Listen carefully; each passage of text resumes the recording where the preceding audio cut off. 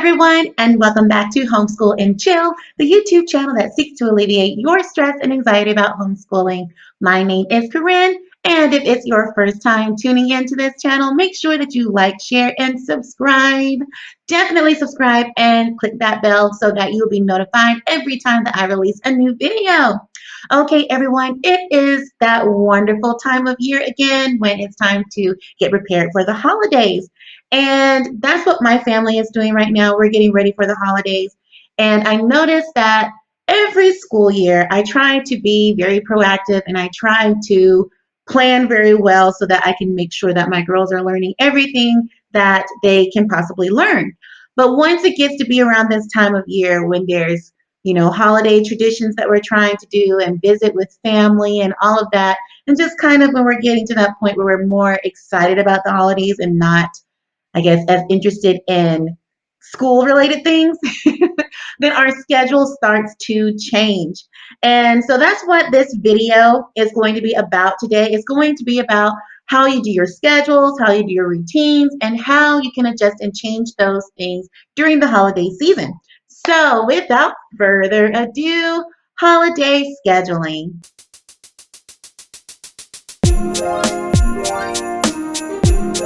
So as I said before, usually before every school year starts, I have in mind kind of the routine or schedule that I would like to maintain throughout the school year. And for the most part, I try to remain flexible because that's the key to homeschooling. It keeps mom happy, it keeps the kids happy, it keeps everybody happy. So, we try to make sure that we have more of a routine and not a rigid schedule of, between this time and this time, this is what we do. But instead, just having, some basic activities and things that we want to make sure that we maintain as much as possible. Just to make sure that our overall goals are going to be achieved by the end of our school year and not necessarily having to be so rigid day to day. And so even though I have a routine in mind of a number of worksheets that we're going to do, a number of activities we're going to do, books that we're going to read and things like that, I try to stay flexible. And especially during this time of year when we're starting to focus on Christmas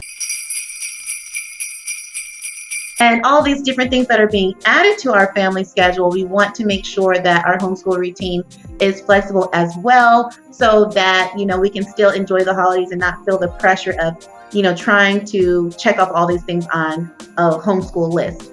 So usually when I'm planning, let me bring my planner. This is my homeschool planner that I use. It's a teacher plan book, which is actually the same teacher plan book that I used when I was teaching second grade, because I used to be a second grade teacher until I started having children of my own and decided to stay home to be a mommy. And this was the teacher plan book that I used, and I loved it so much that now that I'm homeschooling, it's still the same plan book that I use. Basically because, I don't know how well you can see, but if you can see there, it has like some really good lines there, and there's plenty of space on both pages for you to plan for individual subjects. And I do plan for like all of my girls in this one book, so it really comes in handy. But I had all my plans. I had planned everything that I was going to teach my girls all the way through until the beginning of next year. And that's how I plan. I don't do my entire school year planning because I change things so much whenever I see that my girls' interests change, whenever I notice that their attention spans change, or there's a phase they're going through, or whatever is going on. Things may change of how I approach teaching them certain things. So I don't plan too far in advance, except for like their core subjects, which I use a curriculum with like math and language arts. And so even if I don't necessarily use the worksheets or things that go with the curriculum, I do have a template of what I'm going to teach them throughout that school year, depending on, or not depending on, but how long it takes us to go through all of that information, or just how much of it I use, that's up to me. So keep that in mind too, for those of you who are new to homeschooling. A curriculum is a guide. You don't have to let it rule your homeschool. So anyway, I had planned in advance like which books we were going to read and which activities we were going to do and which worksheets we were going to do and all of that in advance. And I planned it all the way through until next year. But now Christmas is upon us, and I'm just like, I know the kids kind of need a little bit of a change, and I need a little bit of a change, and we really want to enjoy all of our Christmas traditions. And so I see that some of that has to kind of relax right now. So even though I did a really good job of planning in advance and knowing all of these different things that I was going to utilize while teaching my girls, girl, I'm not finna use none of this right now. We'll pick this back up later when need be, but now I'm going to come up with like our holiday routine. And the reason why I'm changing our routine, because like I said before, we're really excited about the holidays coming up. We want to make sure that we maintain our Christmas traditions, the things that we enjoy doing together for fun during this time of year, without feeling like we're stressed out and there's so much conflict. So I'm going to relax things. We're still going to be learning, because the great thing about homeschooling is that learning does not have to look the traditional way that it does in school, where we're just sitting down and doing worksheets and things.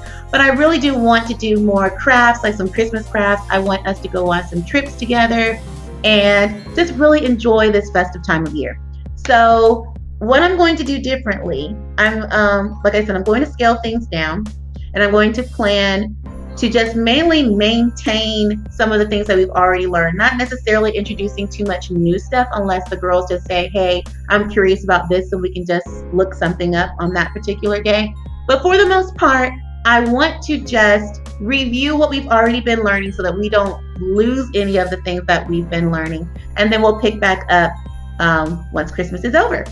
So what I'm going to do is plan my Christmas routine with you guys. And I don't know if you heard any of that. Maybe you didn't hear it.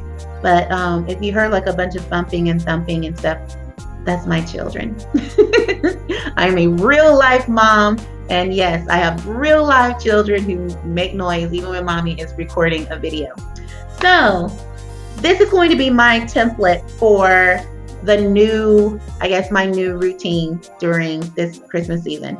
So one thing that we're working on that's a little bit different, even though we homeschool, we have started the tradition of doing our own Christmas program. Even though there's not other children in our school, we do a Christmas program. We started doing that last year. We did our very first Christmas program, and it went really well. We did it for family and friends who came over for Christmas, and it went really well. And if you have not seen the Christmas video from last year, click the link that's down in the description and you'll be able to see last year's Christmas program.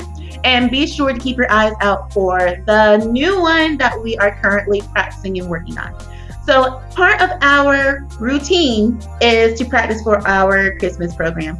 And so those are some learning skills that we're doing, where the girls actually have to remember the information that they are pretty much teaching in this program or presenting.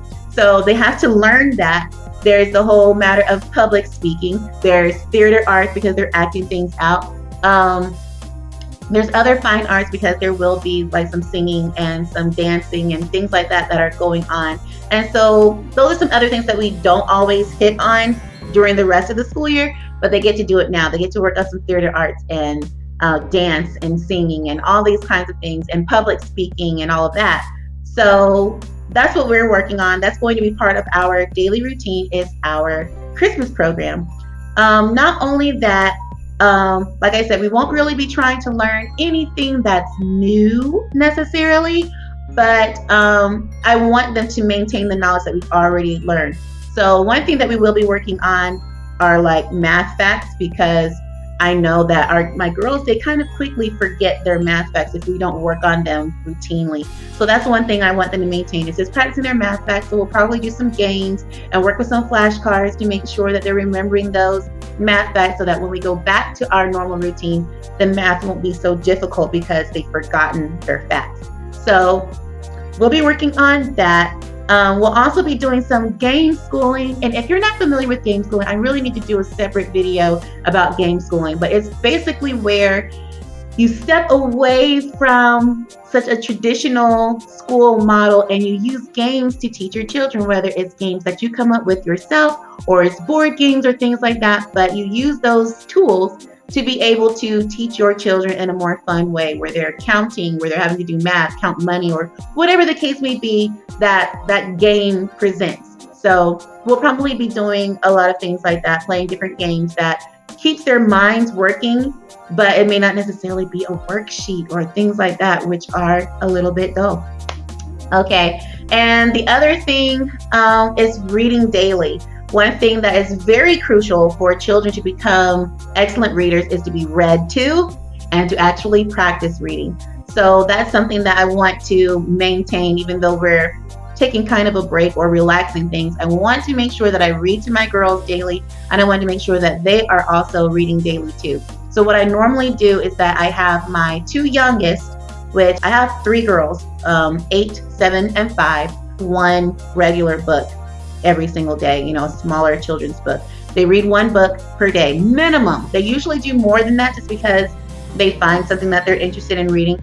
But at a minimum, they have to read one book per day, which is still pretty good because at the end of the year, that's 365 books, or at least 365 times that they've read in a year, when we stick to it every single day. Of course, there's off days, vacations, and all of that where they may not read a whole book. But that's what I have my two youngest do. And my oldest, she's at the point now where she is reading chapter books independently. So I might have her just read a chapter or two per day. And I usually only enforce one chapter, but sometimes she does more than that. Or she'll read one chapter from the chapter book that she's on, and then she'll read some other books. But usually that's just my guideline, is one book for the younger ones and then one chapter for my oldest child. So we want to maintain that. I will read to them and then they will do their individual. Everything else is kind of like things that tend to happen organically through our day. So I want it to feel that way during this time, where it's just things that kind of come up where the girls are interested in, and it's not so much where I'm just saying from this time to this time, we're going to be in this room and we're going to be learning. I want them to just kind of explore, and we just learn whatever they're wanting to during this time. And really, this is a type of homeschooling. If you're not aware, this is called unschooling, where you just let your child lead in whatever they're interested in. Then you present those things to them and you allow their curiosity to pretty much lead. And there's no stress or demand on what they should or shouldn't be learning at a certain time. So I guess that's what we're pretty much gonna do during this time period. It's going to feel a little more like unschooling. I'm just going to make sure they work on their math facts. I'm going to make sure that they read daily. We're going to do different crafts. And of course, as a mom, you find ways to make these fun things educational, where your children don't even realize that they're learning. They're just having a good time. So that's what we're going to be doing. And I'm really looking forward to this time also, because I do consider myself a little more on the traditional side with our homeschooling. I will utilize some other types of homeschooling. I guess that kind of makes me eclectic, because I will try other things. But for the most part, I'm a very traditional homeschool mom, where I'm like, okay, they have their desk, we have a designated classroom, and there are certain goals that we have for my girls to do each day. But I am noticing that I'm wanting to be more flexible, and it seems like the girls are wanting to be a little more flexible. So this is also like an experimental period for us too. I'm going to see how this goes with sticking to the math facts, the daily reading. We're a Christian family, so I want to make sure that we're doing our Bible lessons, that we're reading the Bible, that we're talking about the things that we're learning in the Bible, our devotions and things. I want to maintain that daily.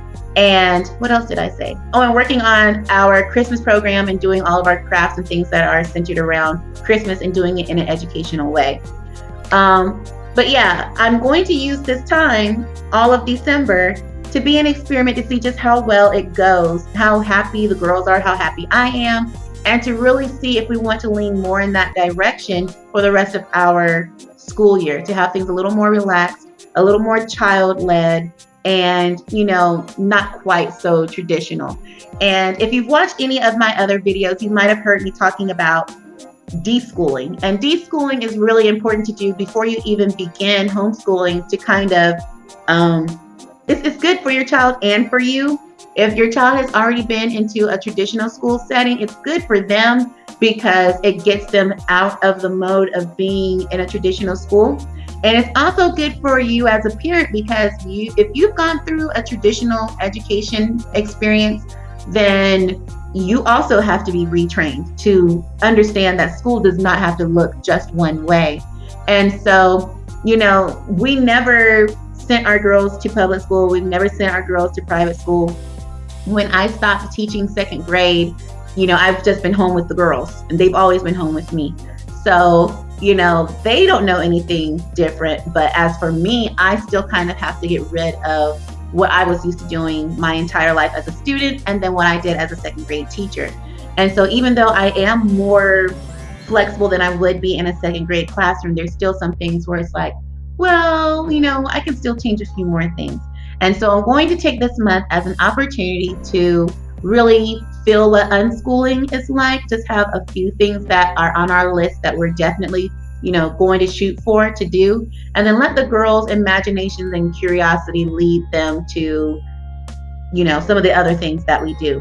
And if it seems like it works for us, then that'll be something that we'll pursue even further, especially if it allows our school atmosphere to be a little more relaxed, because that's so important. Children learn better when they feel more comfortable and relaxed when they're having fun. And as a parent, you enjoy being your child's teacher more when you're relaxed and you're having more fun. And there's a lot less pressure on you as a parent when you don't feel like you have to come up with everything that your child has to learn in advance and then force them to do it even if they're not interested. So that's what I'm going to be doing. So let's see, a recap of the definite things that I'm going to want to do during this holiday season while we're teaching our children. We're going to be working on our Christmas program. Excited to see that coming up. We're going to work on our math facts because my girls need constant practice with those.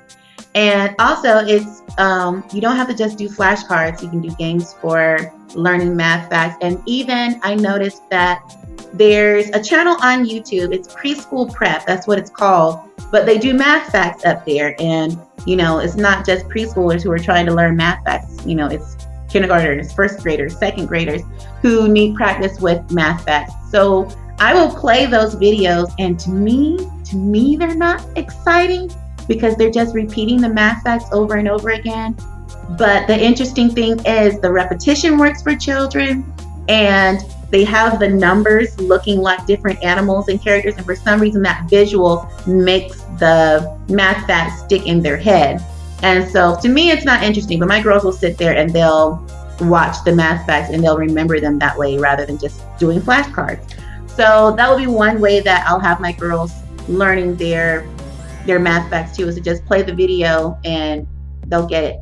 So I'll have the link for Preschool Prep just in case that's one way you want your children to practice their math facts.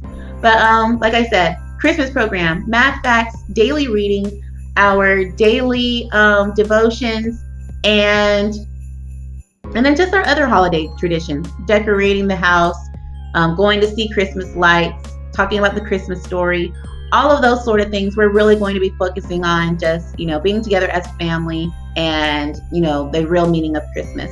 But we're not going to, stress the worksheets and the reading comprehension worksheets and all of that kind of stuff. We won't worry about that so rigorously right now. And who knows, depending on how this month goes, I might realize that some of the things that I have been doing weren't even necessary for my girls to be learning at their optimum level. So that's what I'm going to be doing during this holiday season. That's how I'm adjusting our routine and our schedule. Be sure to comment on this video and tell me what your schedule is like, how you're adjusting for the holiday season. Is anything going to change, or are you going to do things exactly the same as you typically do? Are you taking time off altogether for Christmas? How do you manage the holiday season while being a homeschool parent? And even if you're not sure, then leave a question, and maybe some of these other seasoned homeschool parents can give you some tips or give you some inspiration for how you can go about homeschooling throughout this very busy and exciting time of the year. I hope that you like this video. I hope that you like, share, and subscribe. But most of all, love yourselves. Bye, loves.